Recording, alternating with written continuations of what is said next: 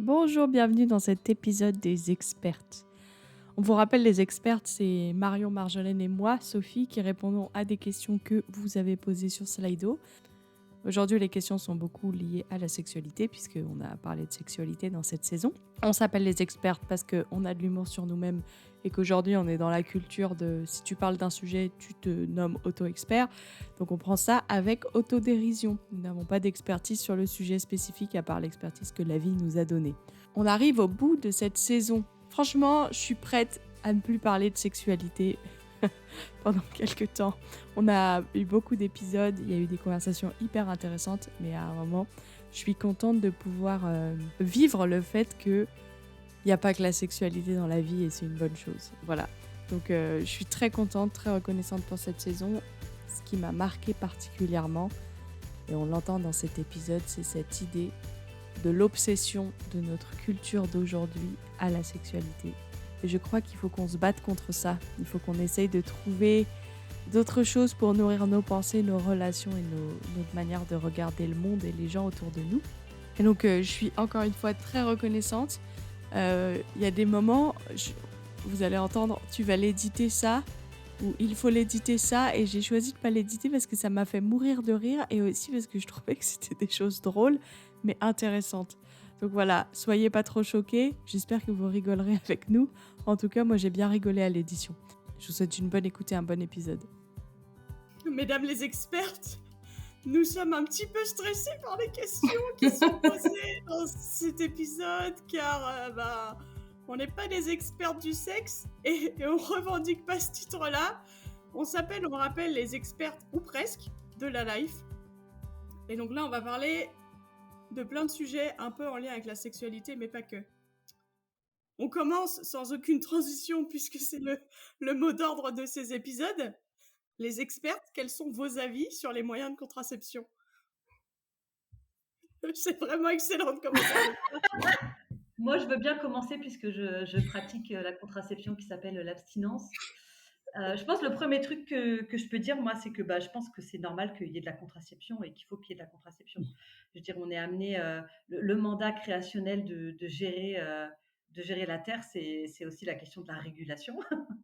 Et que les couples décident de faire attention à pas avoir 12 enfants ou au moment de la vie où ça arrive, ça me paraît juste. Et ça a toujours existé, en fait. Enfin, je veux dire, nos arrière-grand-mères, elles prenaient des plantes et elles suivaient leur courbe de température pour savoir à quel moment est-ce qu'elles pouvaient avoir des relations sexuelles ou pas. Donc, en gros, c'est quelque chose qui a toujours existé. La question, j'imagine, elle se pose plus parce qu'aujourd'hui, on a des moyens de contraception qui sont abortifs et d'autres qui ne le sont pas. Sur des moyens de contraception où, en fait, la vie a déjà commencé à être créée dans ton corps et en fait, tu y mets fin avec des médicaments, etc. Et puis d'autres moyens de contraception, type préservatif, je sais pas, j'ai plein d'autres choses où en fait, je ne m'y connais pas trop en fait. Je suis pas sûre de savoir lesquels sont abortifs, lesquels ne le sont pas. Mais je sais que le débat, il est là. Voilà, je m'arrête là pour pour ma première intervention et je laisse Marjolaine nous expliquer comment elle Moi, gère. je veux bien dire un Vas-y. truc aussi, c'est que, vu que je peux dire des trucs puisque je suis célibataire, mais j'ai l'impression que dans ce débat, l'Église n'est pas en avance pour montrer que la contraception, c'est pas juste l'affaire de la femme, et que, en fait, la pilule, je crois, dans le livre, le très bon livre de Thérèse Argot qui s'appelle Pour une jeunesse sexuellement libérée ou presque, elle défonce un peu la pilule parce qu'elle dit la pilule, ça arrange bien les hommes et c'est peut-être un élément clé de la libération de la femme, mais en même temps, c'est un nouvel esclavage hormonal. Et ça nous arrange bien qu'on réfléchisse pas à ce qui est moins d'effets secondaires, par exemple. Ouais, ouais, Parce que les carrément. hommes sont peinards et tout ça. Et du coup, je pense que pour moi, dans mon idéal de célibataire, voilà, je me dis, j'aimerais bien que dans la contraception, ce soit vraiment une discussion où les deux parties du couple puissent discuter parce que ça concerne les deux et que c'est pas juste que ce soit que la femme qui porte tous les effets négatifs secondaires ou négatifs, genre le préservatif c'est pas agréable, bah ouais, mais la pilule des fois c'est pas agréable non plus. Donc pourquoi est-ce que voilà, c'est ce que je voudrais dire. C'était la fin de ma parenthèse pseudo-féministe. Et dans ce sens-là, pour agrandir ta parenthèse pseudo-féministe, en fait, Pour la contraception aussi, une fois que tu as eu des enfants et que tu te dis: «OK, on n'en veut plus», c'est assez rigolo parce que moi, je vois dans mon entourage que la génération d'avant moi ou même un peu plus âgée que moi, les femmes se sont fait ligaturer les trompes et c'était normal, en fait, de se dire: «Oh, on en a eu 3, on en a eu 4, on veut s'arrêter». C'est normal que c'est la femme qui se fasse ligaturer les trompes. Mais ma génération, la génération des gens plus jeunes, en fait, de plus en plus, les mecs se disent: «Non, la femme, elle a déjà accouché 4 fois, c'est quand même une opération qui est hyper invasive. La vasectomie, ça coûte que dalle, c'est une petite incision et c'est beaucoup plus simple. En fait, on va se faire vasectomiser». Et moi, j'apprécie de voir le nombre de mecs autour de moi, ils ont eu 3, 4 enfants et ils se disent: «Bon, bah, on s'arrête là et on s'arrête là, moi, je vais faire une vasectomie». Alors que j'ai l'impression que dans la génération juste avant, c'était même pas une option, quoi. C'était évident que si on voulait un truc définitif, c'était la femme qui devait se faire ligaturer les trompes. Donc je trouve qu'il y a un peu d'avancée dans la jeune génération et je suis contente de ça. Et ça veut dire que les hommes, ils se considèrent pas seulement masculins ou vraiment hommes s'ils sont capables d'enfanter, enfin, de mettre quelqu'un enceinte, quoi. Une femme enceinte. Ouais. Ouais, moi je trouve que c'est... Enfin, alors, pour moi, à titre perso, la contraception, ça fait partie de la vie sexuelle. Après, c'est un large sujet, quelle contraception, etc., etc. Mais je pense que tu auras peut-être pour le coup des gens plus experts, même sur ce sujet-là, Sophie. Donc, sur les types de contraception, on va peut-être pas s'embarquer, nous. Mais je suis d'accord qu'en tout cas, il y a des contraceptions qui peuvent être très, très, comment dire, très, très pénibles à vivre et à prendre. Euh, Moi, je vais pas raconter toute notre vie, mais nous, on a un mode de contraception qui a permis de repeupler la France après la guerre, selon le- mon gynécologue. Donc, je ne suis pas, je ne suis pas une experte sur la question. J'ai un calendrier qui me permet de suivre mes cycles et voilà, et on se débrouille un peu comme ça et avec des préservatifs quand il faut. Et c'est ce qui marche le mieux pour nous, mais c'est vraiment une discussion qu'on a eu plein de fois, qu'on s'est reposé après les grossesses. Et en fait, Euh, et aussi parce que nous, on est prêts, si jamais il y avait un enfant qui, qui, malgré le fait qu'on n'en prévoit pas pour l'instant arriver, on serait super content qu'il soit là. Et voilà, en fait, il y a plein aussi de questions de situation de vie, de ce à quoi nos vies ressemblent, de ce à quoi notre couple ressemble, de ce à quoi notre sexualité ressemble, etc., etc. Et pour moi, en tout cas, je rejoins Sophie, c'est vraiment important que ce soit pas qu'un sujet féminin, quoi. Mais du coup, c'est important d'éduquer les filles, les garçons aussi à ça, et pas simplement... J'ai l'impression que les garçons, ce qu'ils reçoivent comme discours, c'est mettez un préservatif pour éviter les maladies sexuellement transmissibles. Et après, le reste, c'est pas trop votre problème. Je me demande s'ils ont beaucoup plus d'infos sur tout ce que voudrait dire, par exemple, une pilule contraceptive pour une femme. Ce que ça peut représenter dans son quotidien. Moi, j'ai essayé la pilule contraceptive, j'ai détesté ça. Bon, et en plus, il faut le prendre tous les jours. Ça veut dire qu'il faut penser à quelque chose tous les jours, et ça, c'est pas le fort de tout le monde. Mais, et souvent, du coup, si c'est la femme qui le prend, c'est à elle de se rappeler, et si elle a oublié, c'est de sa faute. Enfin, voilà, c'est clair Ouais. qu'il faut apprendre à partager ce sujet-là.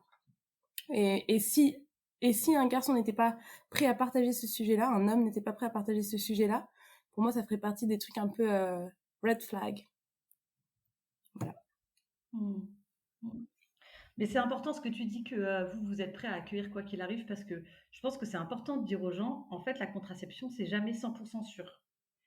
Euh, Tu peux pas te dire, ok, c'est beaucoup trop tôt pour avoir des enfants, mais on va quand même avoir des relations sexuelles et on va compter sur la contraception. En fait, si tu te sens pas du tout capable d'avoir des enfants, bah faut pas avoir de relations sexuelles. Parce que la relation sexuelle, elle fait qu'il risque d'y avoir un enfant. Et moi, j'avais dit ça à mes élèves de terminale quand j'étais prof. Si vous ne devriez pas avoir de relations sexuelles tant que vous n'êtes pas prêt à ce que potentiellement il y a une grossesse. Et donc, ça voulait dire pour elle qui avait pas du tout une vision chrétienne du monde, être prêt soit à avorter, soit à élever un gamin. Et en fait, les gamines, elles avaient 15 ans, elles n'étaient pas du tout prêtes psychologiquement à l'idée même de l'avortement, tu vois. Et le fait de dire, bah, en fait, les enfants, ça arrive quand tu as des relations sexuelles. Et même avec la contraception, elle n'est jamais sûre à 100%.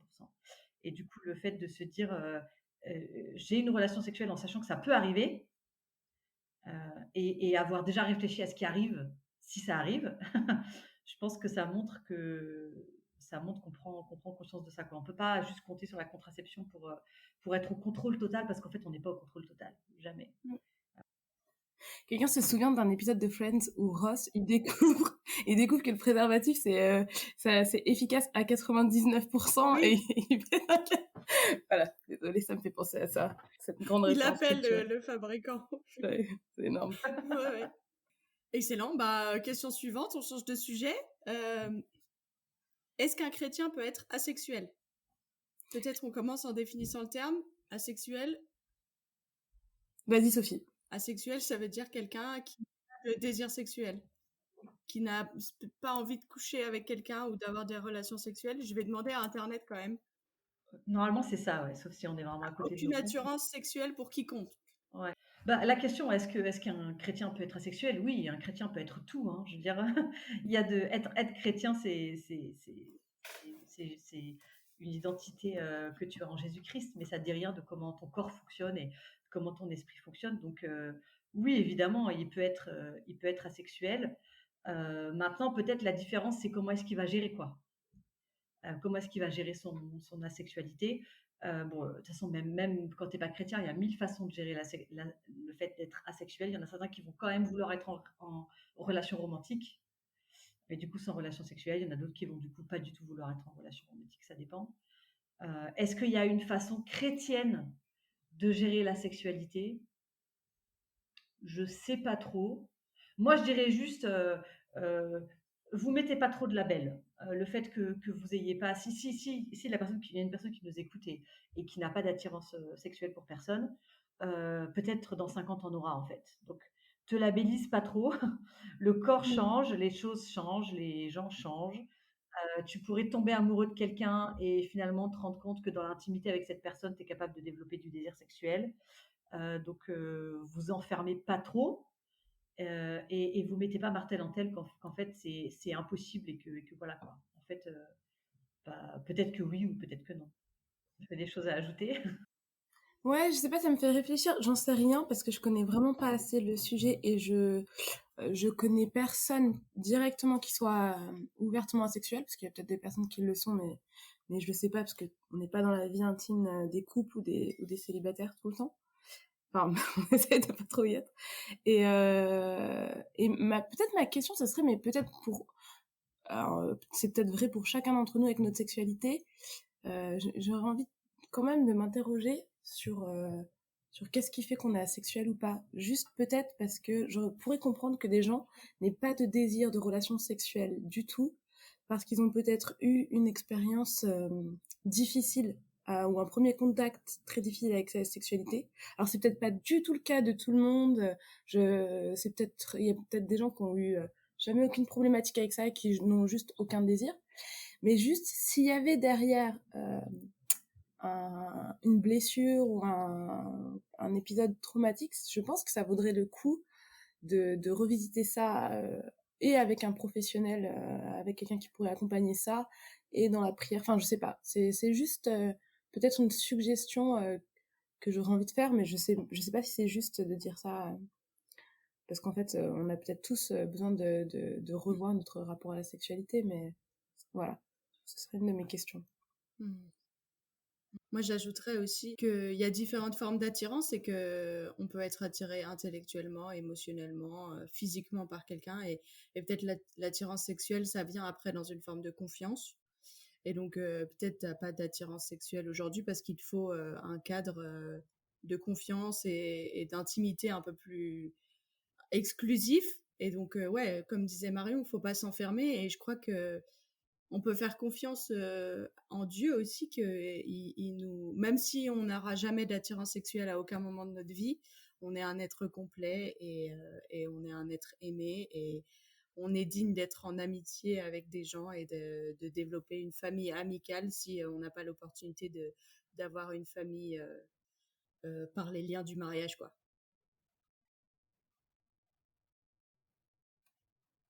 Après, il y a peut-être des couples qui sont heureux comme ça aussi, si les deux se trouvent, j'en sais rien, hein. Moi, je maîtrise Ouais. pas assez le sujet. Après, la sexualité, c'est aussi... Ma question, ce serait, quand on dit qu'on est asexuel, c'est qu'est-ce qui nous attire pas? Parce qu'en fait, la sexualité, c'est hyper large aussi. Et c'est pas forcément que l'acte de la pénétration. Enfin, donc, qu'est-ce que... Je pense que je te rejoins aussi à Sophie dans ce que tu dis, à développer une relation d'intimité, en fait, ça peut peut-être ouvrir à certaines choses. Enfin, voilà, je pense que c'est peut-être intéressant de pas se mettre de label et de réfléchir ce que c'est la sexualité. Ouais, je suis carrément d'accord. Je trouve que des fois, la difficulté, c'est qu'on dit juste: «J'ai pas de libido, donc je suis asexuel». En fait, en fait, la sexualité, c'est bien plus large que juste, en effet, le désir, de pénétrer ou d'être pénétré. C'est beaucoup plus large que ça. Alors est-ce que, hem, enfin, je trouve que des fois, sur le désir sexuel, on limite énormément les choses. Si tu as envie qu'on te prenne dans les bras, si tu as envie de prendre dans les bras quelqu'un, en fait, on est déjà au début de la sexualité, sans vouloir faire paniquer tout le monde, mais on est déjà au début de la sexualité.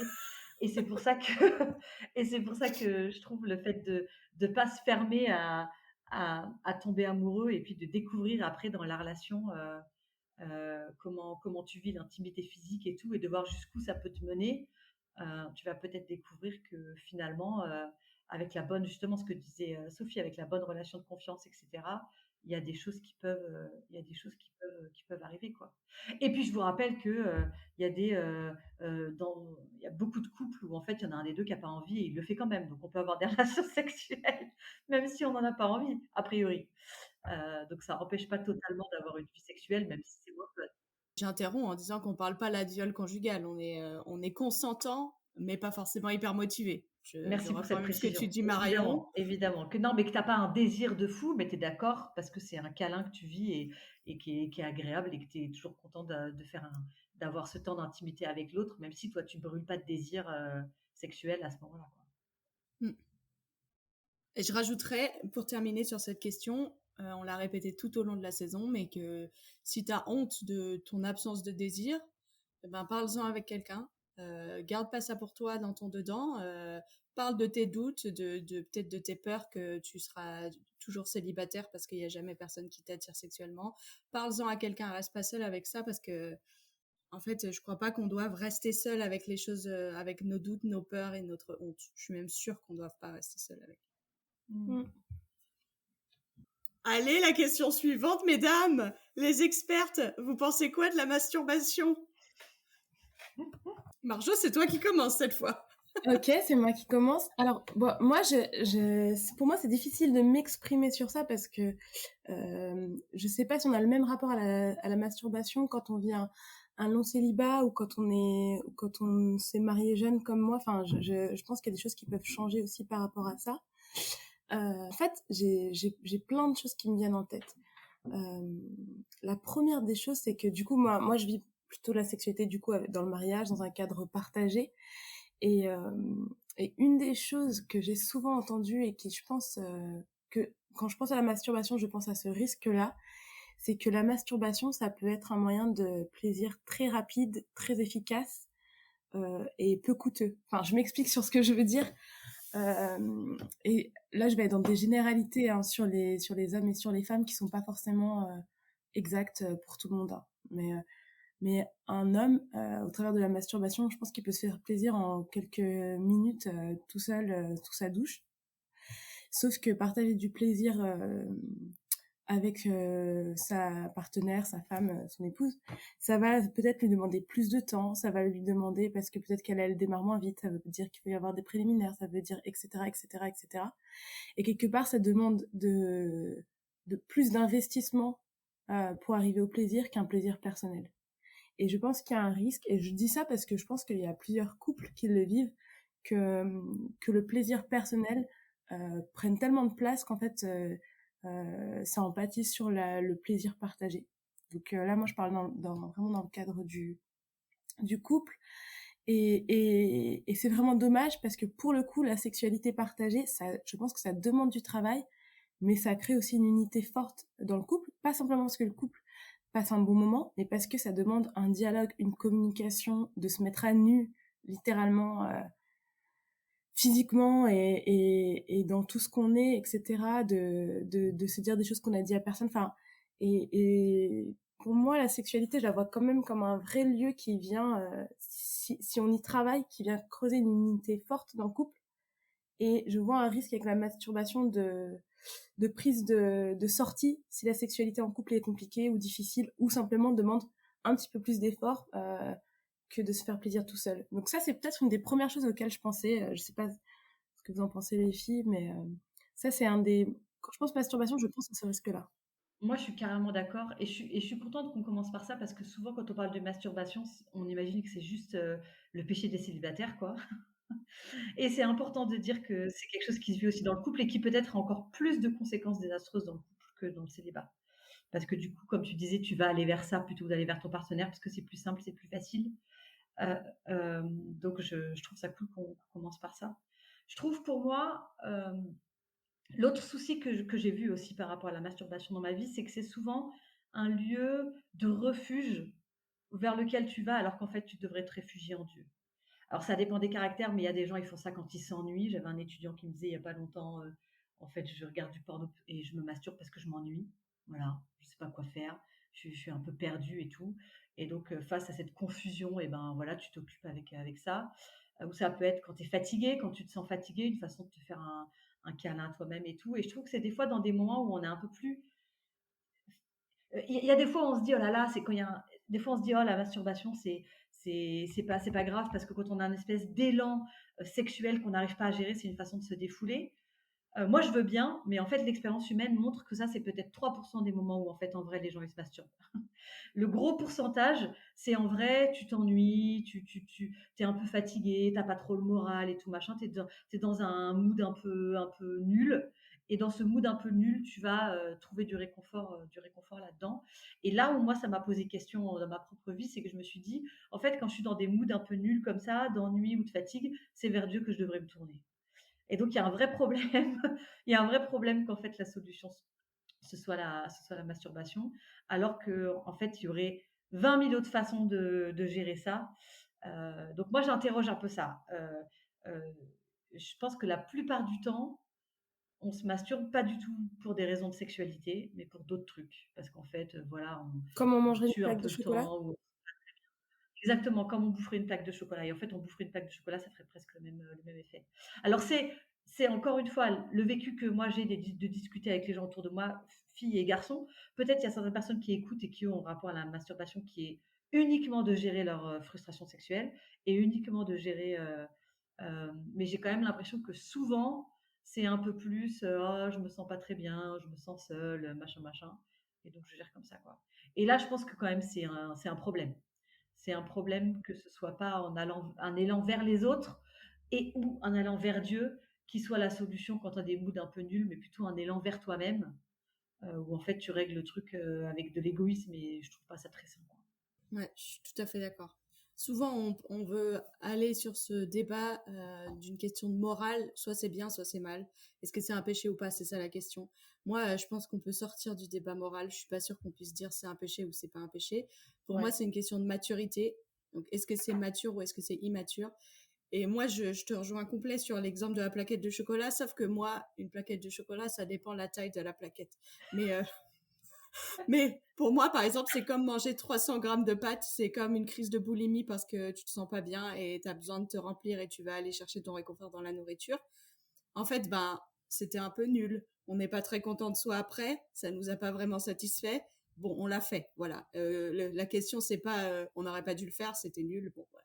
Et ben, qu'est-ce qu'on fait après? On a fait ça, c'était pas une très bonne idée. Qu'est-ce qu'on fait avec ça? Ben, moi, ça m'aide de regarder les choses comme ça, en me disant on peut aller plus vers la vie, vers des bons choix et mettre en place des stratégies la prochaine fois que je me sens seule, frustrée, en colère ou honteux. Ou ouais, qu'est-ce que je fais? C'est quoi mon plan? Et donc je réfléchirais plutôt comme ça. Je suis pas sûre que dire c'est un péché, c'est très très mal, ça nous aide à arrêter. Moi, un truc que je dis beaucoup aux étudiants, c'est de dire, ok, si tu voudrais arrêter ou au moins le faire, parce que des fois il y a la question aussi que ça prend énormément de place dans ta vie et dans ton emploi du temps quand tu deviens addict. Et on avait cette discussion en off avant de commencer. Moi, j'ai du mal à imaginer une masturbation où tu ne deviens pas addict. Alors après, on est addict plus ou moins, mais il me semble que ça crée de la dopamine et c'est pareil que Instagram, quoi. Moi, je vais m'inscrire sur Instagram, mais je vais regarder que en fait c'est hyper chaud parce que c'est une activité en elle-même qui va produire justement quelque chose qui va te rendre addict. Mais si tu veux réduire le truc, moi je dis souvent aux étudiants, essaie d'analyser ce qui s'est passé juste avant que tu décides, allez, vas-y, c'est bon, j'y vais, je me masturbe, quoi. Dans quel état t'étais? Tu vois, et d'essayer de voir quels sont les red flags qui arrivent juste avant, et du coup, de pas prendre la décision de pas le faire au moment où en fait t'es déjà pile dedans, mais déjà avant de dire ah tiens là je suis dans ce mood là, j'étais avec plein de gens pendant une semaine et puis je reviens et là je suis fatiguée, je me sens pas très bien, je me sens seule, etc. Et de savoir ok, alarme dans ma tête, je sais que c'est de ce genre de je suis fragile là par rapport à ça, et donc je prends une décision avant même que le truc arrive, quoi. D'essayer un petit peu d'analyser quels sont les schémas de trucs dans lesquels tu te retrouves et qui t'amènent là systématiquement, quoi.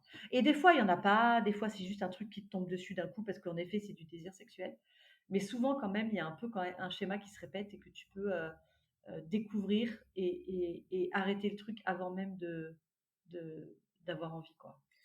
C'est intéressant parce que si tu fais ça, mais comme ce serait, enfin, comme ce serait le cas pour la plaquette de chocolat ou les pâtes, ça veut dire qu'au lieu de juste t'apaiser pendant un moment, tu grandis dans ta compréhension de toi, dans ta connaissance de toi, donc tu vas aussi vers une maturité perso beaucoup plus grande, quoi. Et ce à quoi t'emmène pas le fait de juste euh, ouvrir une glace et bouffer tout le tube de glace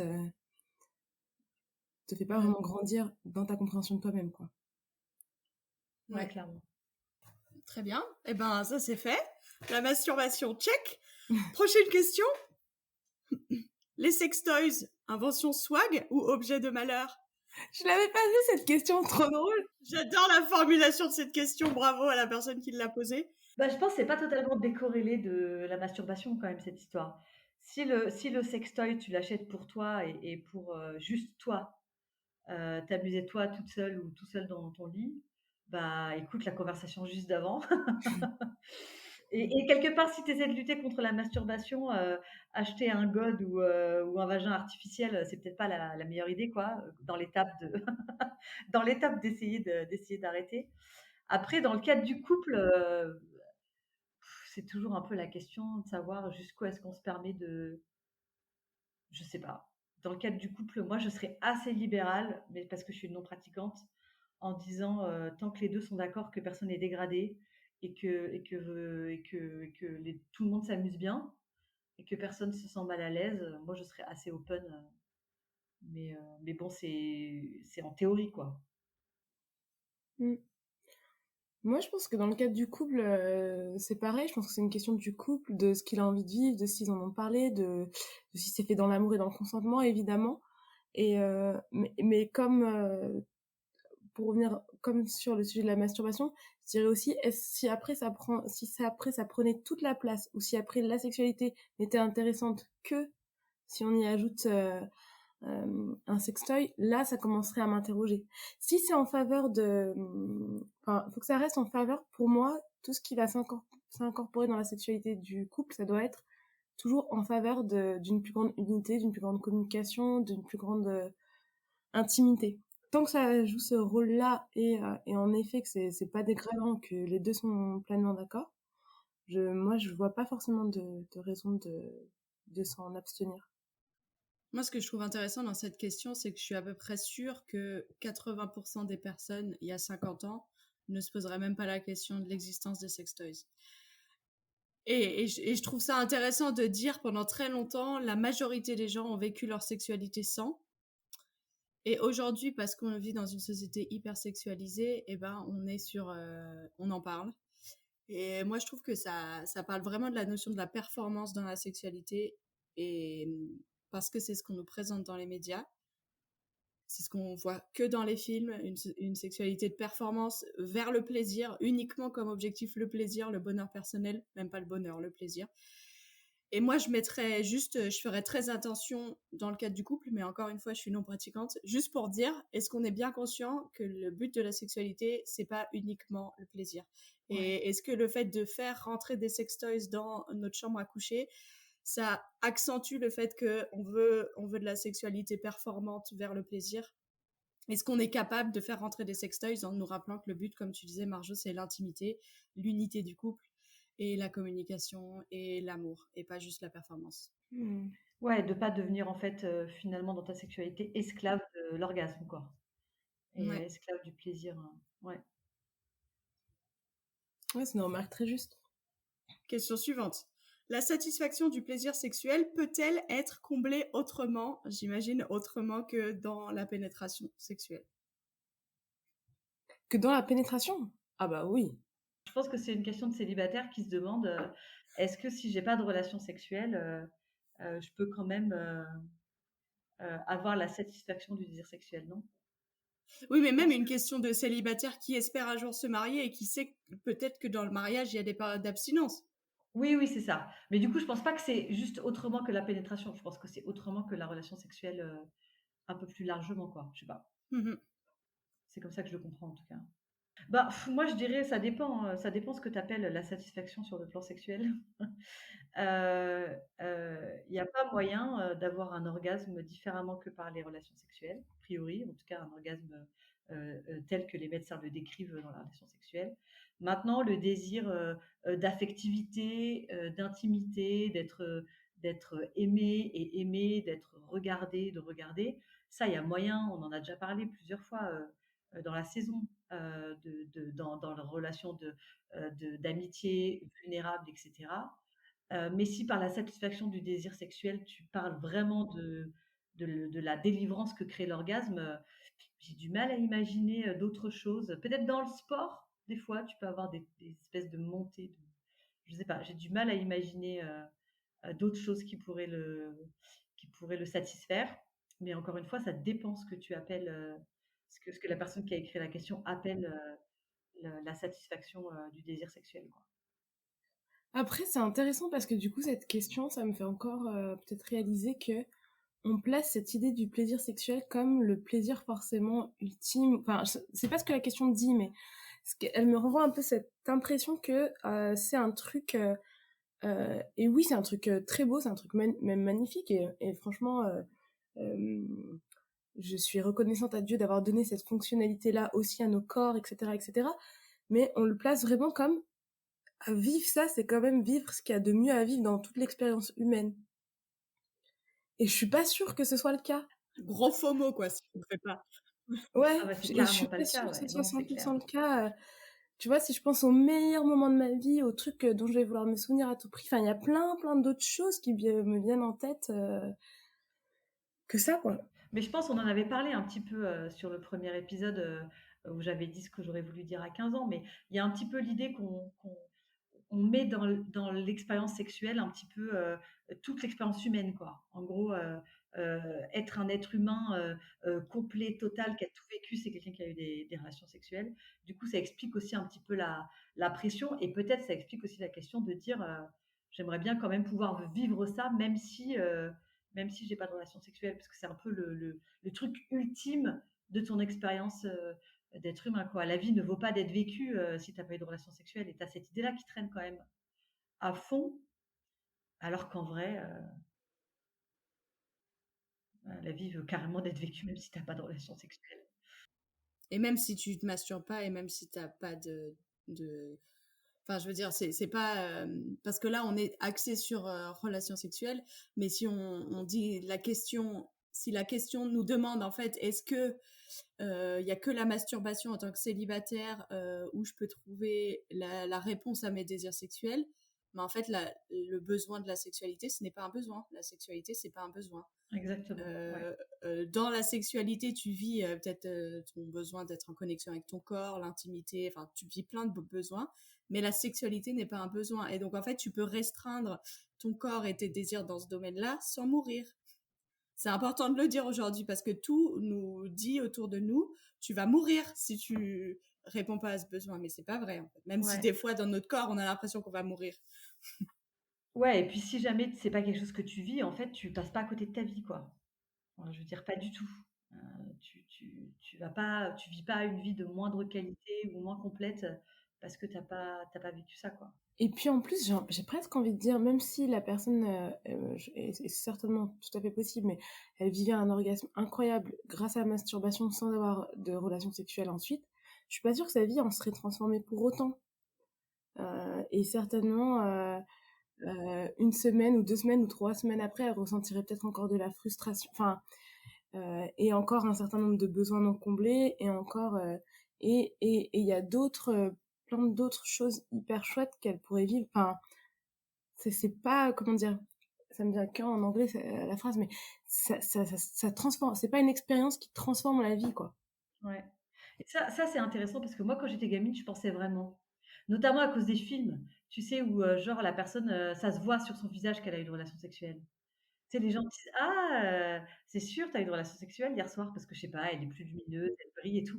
Et moi, je pensais vraiment, et je me rappelle les premières fois où, je pense que c'est d'abord mes cousins, tu sais, qui se sont mariés, et donc du coup, j'en ai déduit qu'ils ont eu leur première relation sexuelle, et de voir, ça n'a rien changé, quoi. Ça changeait que dalle, c'était exactement les mêmes que la veille. Et moi, je m'attendais quand même à ce qu'il y ait un changement, à cause de tout ce qu'on m'avait dit, que quand même ça t'entraîne dans une autre, dimension de l'humanité, tu vois? Et en fait, tellement pas. Je veux dire, ils étaient drôles pareil, et bêtes pareil, et impatients pareil, et j'avais vraiment l'impression qu'il y avait zéro différence, et j'étais un peu déçue. Je me suis dit, On on m'a m'aurait menti. menti, on rentre pas dans une autre étape de l'humanité. Mais je pense qu'il y a, enfin, ça fait vraiment partie des mensonges qu'on entend, quoi. Et moi, à C'est 14 ans, j'y croyais vraiment, hein. Je croyais vraiment que ça t'amenait à une autre étape, tu vois. Et en fait, bah non, pas du tout. T'es con pareil après, quoi. Enfin, vraiment. Enfin, je veux dire, ça change rien, quoi. On est pleinement humain avant, pleinement humain après, quoi. Mais dans les films, vous voyez, quand il y a une meuf qui est un peu relou, c'est toujours sur les meufs que ça tombe. Et que les gens ils disent elle est frustrée et qu'après elle est sympa et ils disent ah bah elle a dû coucher avec quelqu'un quoi. Et je suis là, bon déjà c'est affreusement misogyne, mais mettons ça de côté. En plus, enfin je veux dire, je suis pas sûre que la seule solution, enfin le seul problème qui a été résolu, c'était elle a vécu une relation sexuelle et elle a enfin pu satisfaire son désir sexuel quoi. La réponse elle est ailleurs. Donc, je trouve ça ouf comment ça tord notre pensée et je pense qu'on s'en rend pas compte avant de se poser et de réaliser à quel point c'est n'importe quoi. Et c'est faux et c'est basé sur du vent, quoi. Moi, le truc qui m'a le plus traumatisé, c'est le livre d'Éric Emmanuel Schmitt qui s'appelle La part de l'autre. Je sais pas si vous avez lu ça, où il imagine les deux vies d'Hitler. Une vie où Hitler devient dictateur, et une vie où il ne devient pas dictateur. Tu l'as lu, Sophie? Donc voilà. Non, mais je veux dire, c'est complètement fou parce que moi, on m'avait dit, oui, la différence, c'est qu'une fois, il est pris aux Beaux-Arts et une autre fois, il n'est pas pris aux Beaux-Arts. Sauf qu'en fait, Éric Manuel Schmitt, il insiste pas du tout là-dessus. La version d'Hitler qui devient un dictateur est vierge, d'accord? Il n'a jamais eu de relation sexuelle. Alors que la version d'Hitler qui devient pas dictateur fait une psychanalyse avec Freud, se rend compte qu'il a des blocages sexuels et tout machin, et a des relations sexuelles. Et tout tourne autour de ça parce que même la version d'Hitler qui peint et qui est pas du tout un dictateur, il va même dessiner, faire un autoportrait, genre fantasmé et un peu le pire de lui, et il va appeler ça le dictateur vierge, donc en faisant référence à son autre personnage. Et tu te dis, le mec, il n'a pas vu le problème de dire que le point focal qui fait que le gars devient un dictateur et qui tue des milliers de juifs, c'est qu'en fait, il est resté vierge. Moi, j'étais choquée quand j'ai lu le livre. J'ai dit, attends, mais enfin, vous voyez pas le truc de ouf, quoi. Et ce bouquin-là, il a été lu par des milliers de personnes. Et je pense que, sans doute, si on mettait ça en face d'Éric Emmanuel Schmitt, il dirait, ah bah non, tu vois, c'est même peut-être même inconscient. C'est peut-être même inconscient pour lui qu'il ait fait ça. Mais moi, j'étais choquée. Mais je me suis dit, mais où on va, quoi? Enfin, je veux dire, comment c'est possible de faire passer de telles idées? Enfin bref, je pense que c'est vraiment le truc où je me suis dit, ok, là, non, mais là, ça va trop loin, quoi. Ça va trop loin, cette histoire, vraiment. Tu pourras éditer aussi, Sophie, si tu veux, mais tu vois l'expression mal baiser, comme c'est une horreur, en fait. Et en fait, une femme, elle est jamais désagréable parce qu'elle est résumer la problématique d'une personne à un sujet comme C'est ça, tu vois. Et comme si ça allait pouvoir permettre de changer. En fait, il lui faut juste la virilité d'un homme et puis 5 minutes de bonheur et ça y est, ça va devenir une nana sympa, quoi. Et, mais c'est clair qu'on est pétri de trucs comme c'est ça, hein. Donc c'est bien, ça nous fait une très bonne transition à la question suivante. Pourquoi l'abstinence quand on est des êtres sexués? Et bon, je vous invite, on va donner une réponse là, mais on a sorti un épisode dans cette saison sur l'abstinence, donc je vous invite à aller l'écouter. Mais pourquoi l'abstinence quand on est des êtres sexués? parce qu'on n'est pas que des êtres sexués, on est des êtres sexués qui ont été créés pour vivre la sexualité en couple. Donc, La question, c'est pourquoi l'abstinence alors qu'on est des êtres sexués? Moi, je dirais, pourquoi la sexualité hors mariage alors qu'on est des êtres qui doivent vivre la sexualité dans le mariage? Je veux dire, on peut retourner la question, comme on veut, quoi.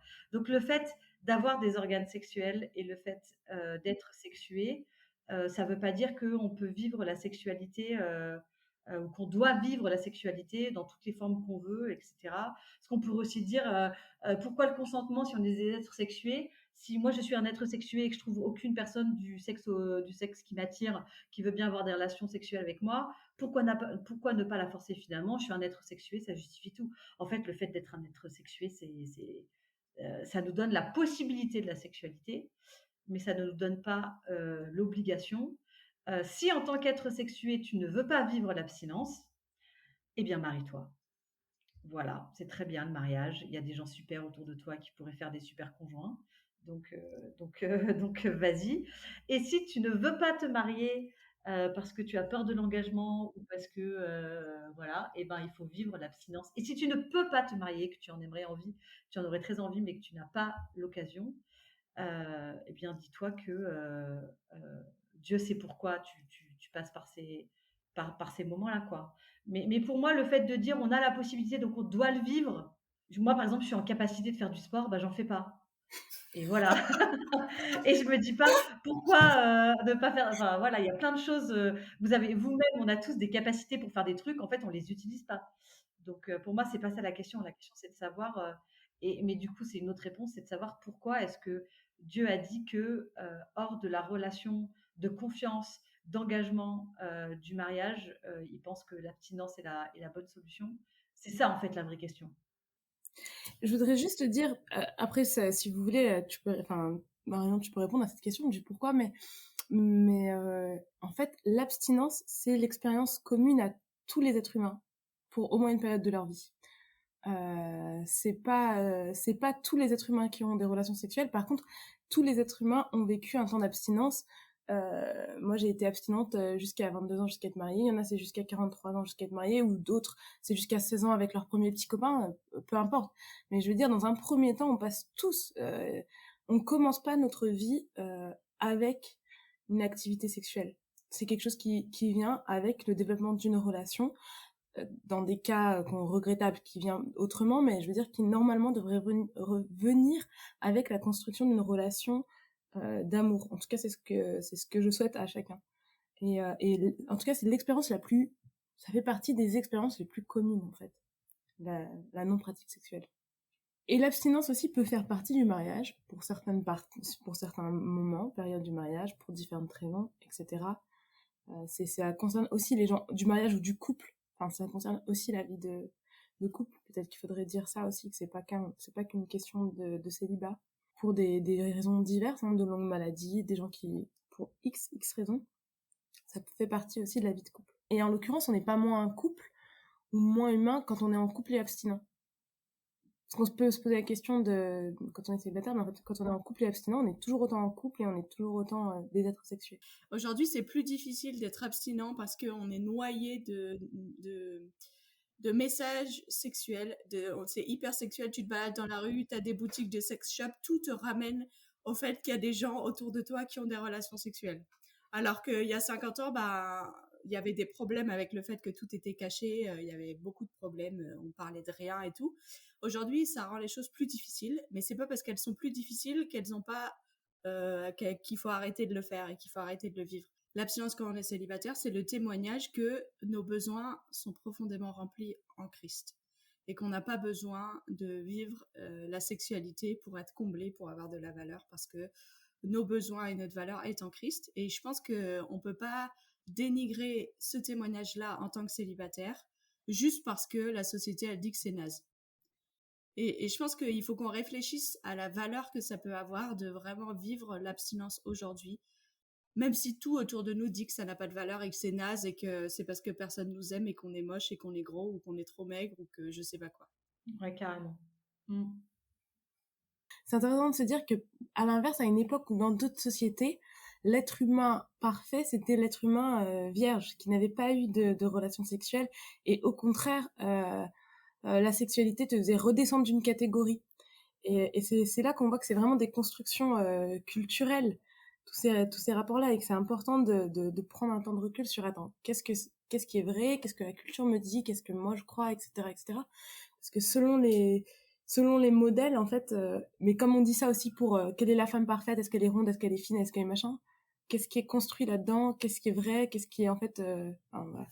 Ouais, c'est hyper important de se poser cette question-là aussi pour être libre de construire ton propre chemin, quoi.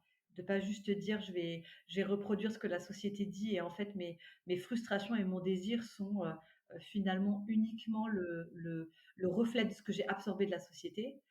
Mais je vais utiliser mon esprit critique, je vais prendre du recul et je vais vraiment me dire ok, qu'est-ce que moi je veux pour ma vie et pas juste qu'est-ce que la société veut m'imposer et que je suis obligée d'aller dans ce sens-là. Et je trouve que en matière de sexualité notamment, on est quand même beaucoup des victimes. Alors, on peut déjà se dire qu'on est des victimes de notre propre désir, mais on est aussi beaucoup des victimes justement de ce que tu façonnes sur ce qu'est le désir, etc.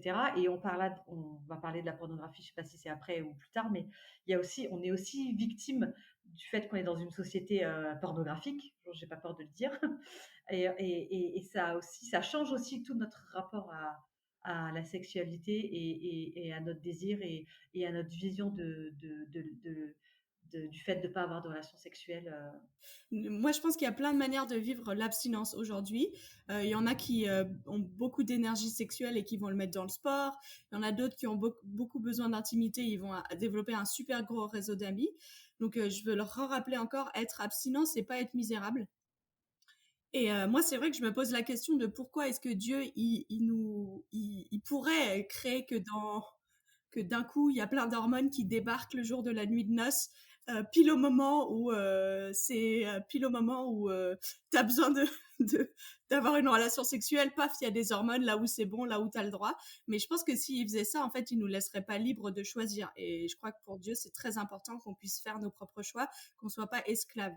Et du coup, il y a deux choses pour moi. On stimule nos hormones constamment avec les images, la musique qu'on écoute, en fait, on est dans cette hyperstimulation. Et donc, moi, ça me questionne beaucoup sur, je crois qu'on se complique la vie, on complique notre vie aussi parce qu'on fait des mauvais choix sur qu'est-ce qu'on regarde, qu'est-ce qu'on met dans nos cerveaux.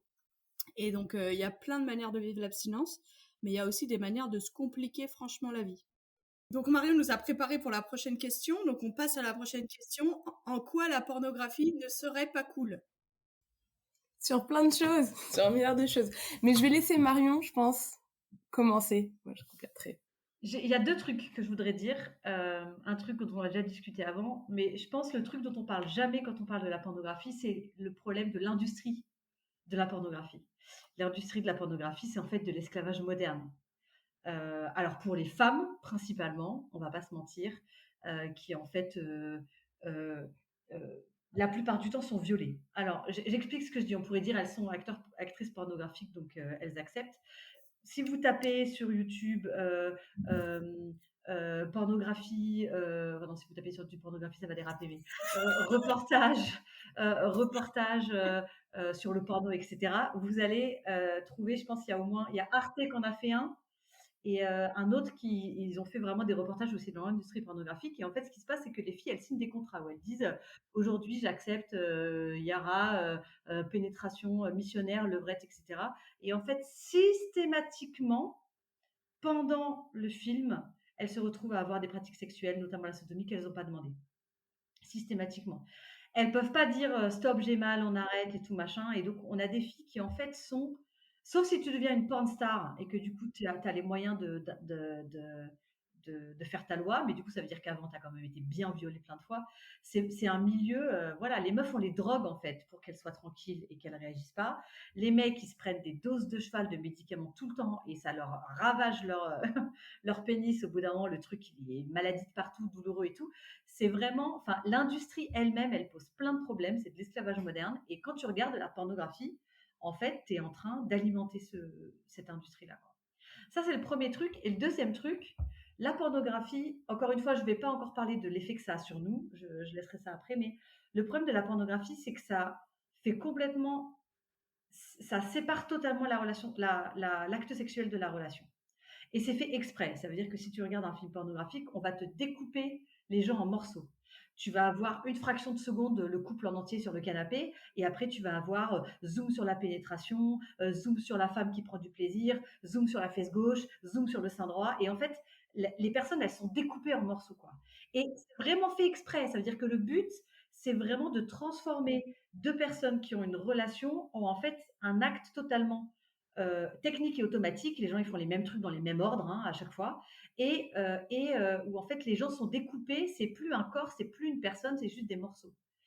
Et ça va quand même développer une certaine idée de la sexualité, où en fait c'est pas deux personnes qui se rencontrent, c'est le côté performance dont parlait Sophie avant. Donc, hop, position de performance où en fait, si on fait ça, si on appuie sur tel bouton, il va y avoir tel cri de plaisir. Et les corps sont vraiment découpés en morceaux pour qu'on oublie que c'est une personne. En fait, on fait tout dans la pornographie pour oublier que c'est une personne.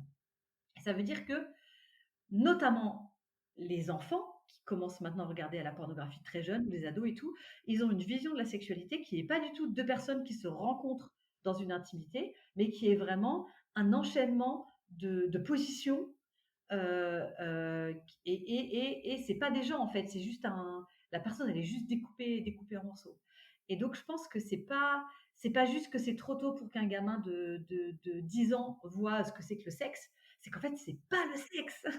La pornographie, c'est pas le sexe. Et ils font tous les efforts justement pour pas faire le sexe. C'est pour que ce soit pas vraiment le vrai sexe. C'est vraiment juste, on enlève totalement l'idée de deux personnes qui se rencontrent et on fait un truc ultra mécanique et ultra boucherie, quoi, au sens premier du terme, où en fait, c'est des morceaux qui sont là étalés.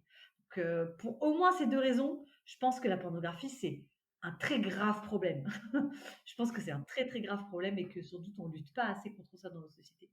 Mais il y a aussi des problèmes, à mon avis, sur notre rapport à la pornographie, mais je laisse les filles en parler si elles veulent. Ouais, moi je te rejoins en tout cas déjà complètement sur le fait que c'est une industrie vraiment très problématique et il y a eu aussi toute une campagne sur des sites porno comme YouPorn et tout ça qui refusent de retirer des vidéos où les personnes qui sont dans se plaignent parce qu'elles sont pas consentantes pour y être, etc.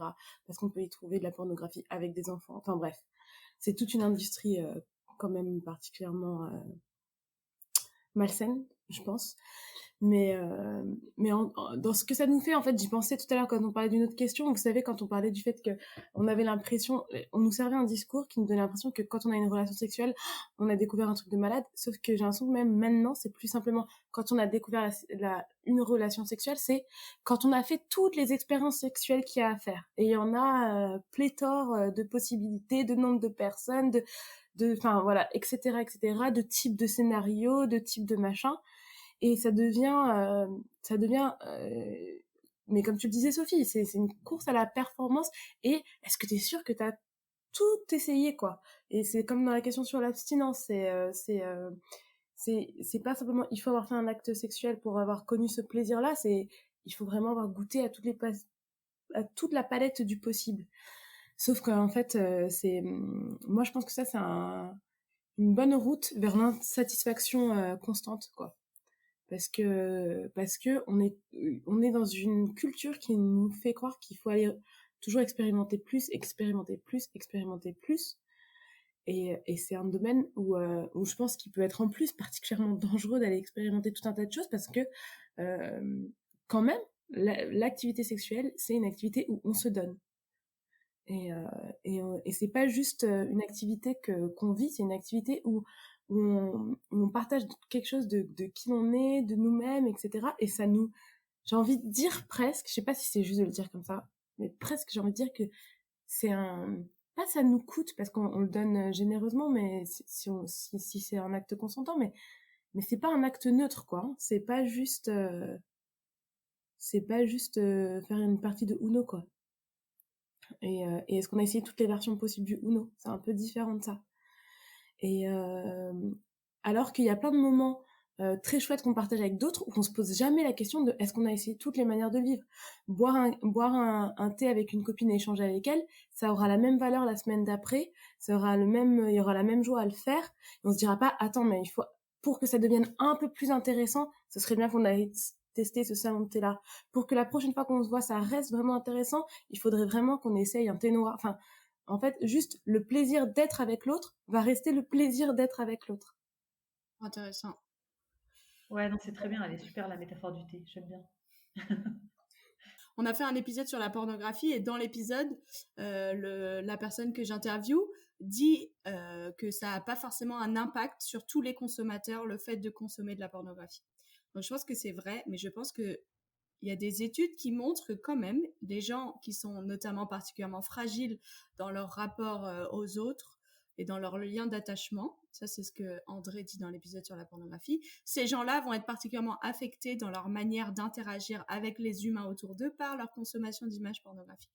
Et donc je pense qu'il faut vraiment se questionner sur pourquoi ce besoin de pornographie dans ma vie, si vous en consommez régulièrement, ou même pas régulièrement d'ailleurs, mais si vous en consommez, pourquoi est-ce que vous avez besoin d'en consommer et est-ce que vous êtes vraiment conscient de l'impact que ça a dans votre vie. Et je pense que par mesure de précaution, il vaut mieux pas en consommer parce que en fait, je pense que même si vous pensez que ça n'a pas d'impact, on peut pas savoir si à un moment dans votre vie vous allez être plus fragile et de toute façon ça change des choses dans votre rapport au monde, c'est sûr. Quand j'étais ado, au groupe de jeunes, on avait parlé de ça, et puis le responsable avait dit, enfin c'était un sexologue qui était venu et il avait dit, donc pour lui c'était vraiment la masturbation, c'était vraiment très, très mal, c'était un péché et tout machin et lui dans sa tête, la pornographie n'était pas un problème si en fait, on était capable de regarder la pornographie sans se masturber. Donc en gros, pour lui, le péché dans la pornographie, c'était le fait de se masturber. Et avec le recul, je me dis, mais moi, je prendrais le problème totalement à l'inverse aujourd'hui. Je pense que la pornographie est beaucoup plus problématique que la masturbation. Euh, euh, il faut écouter tout ce qu'on a dit sur la masturbation avant. Hein. Je dis pas que c'est un truc trop swag, mais je dis juste que je pense vraiment qu'il y a quelque chose dans la pornographie qui est problématique à plusieurs degrés. C'est ce qu'on a dit déjà, l'effet que ça me fait. Alors même si on n'est pas tous à égalité, en effet, sur comment ça va changer notre vision du monde. Il n'empêche que je suis d'accord avec Sophie, il y a quand même toujours un impact. C'est évident qu'il y a un impact dans la façon dont ça se forme. Et aussi sur le fait que l'industrie elle-même est un problème. Il y a une vraie volonté. Je pense, moi je le dis, mais je pense qu'il y a dans l'industrie du porno une vraie volonté de détruire la sexualité humaine. Moi, j'en suis intimement persuadée. Dans la façon dont c'est, alors je sais pas quel agenda il y a derrière ou si vraiment les personnes ont conscience de ça, mais c'est évident qu'en fait, on veut détruire ce qu'est la sexualité pour vendre du clic en fait. On enlève toute la partie relationnelle et on est prêt à faire des trucs de ouf à nos acteurs parce qu'en fait, on veut se faire du fric et on veut appuyer sur les pulsions les plus malsaines et les plus mauvaises de ce qui te donne envie dans la sexualité pour que les gens recliquent. Et honte, parce qu'en fait, c'est aussi une industrie qui se nourrit du fait que les gens ont honte. Et que donc, ils vont pas en parler. Et que donc, ils vont regarder ça sur l'ordinateur seul, etc. Et en fait, ça augmente l'audience, cette espèce de culture de la honte, parce que du coup, tu vas pas en parler, tu vas pas te faire aider, etc. Moi, je dirais, ouais, en quoi la pornographie est un problème, mais à 1000 niveaux, et il faut prendre des décisions dans ta vie maintenant pour que ça s'arrête, quoi. Mais c'était en filigrane dans ce qu'on a dit, mais la culture du viol aussi, c'est vraiment une des conséquences de la pornographie.